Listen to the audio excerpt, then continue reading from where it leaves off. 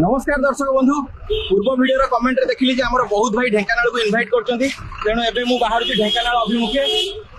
अबे काली आजी बड़े एमती ठिया है कि जीवा को हबा काई गते भी खाली सीट देखा जाउनी। ए तो सह आसिले सब बेले एमती हुए। फाइनली केते कष्ट रे गोटे सीट मिलला बसिया को। ए काली तू उठी जाउनु 16 लोकर जागा माडी बसचु।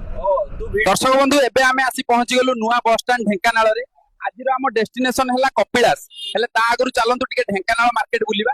भाई एबे टिके ट्राई करिबा ढेंकानाल प्रसिद्ध बरा। भाई ना 2 प्लेट बरा दियो एठी मते घुगुनी भी दबो। सळा को जंगल रु आछुबे तोते कोन से सुखिला बरा दैथांते खाइयागु। दर्शक बंधु ठीक सुनिथिली ढेंकानाल बरार मजा ही किछि अलगा। एबे आमे एई पाखो गणेश बाजार रे पहुंचू। शॉपिंग तो किछि करियार नै टिके बुल्ली कि जिबा। एबे गोटे ऑटो रे आमे बाहरी गलु कपिलास को।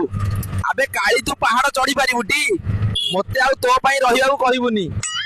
अरे बाप रे ये सीढ़ी को देखिकी मो गोड़ रे हार्ट अटैक हे गलानी। अरे काली कहउतलु पा मते टेकी कि नाबू मो भाईटा पर टिके नै जा। भाई मो द्वारा आउ हबनी एते खाइला परे भी ए काली केमती चढ़ुची के जानी मो भाई काली। दर्शक बंधु तेरे 152 पहाच चढ़िला परे फाइनली आसी मंदिर पाखे पहुंची गलु। एबे एठी दर्शन करिया भीतर को जीवु। ओम नमः शिवाय।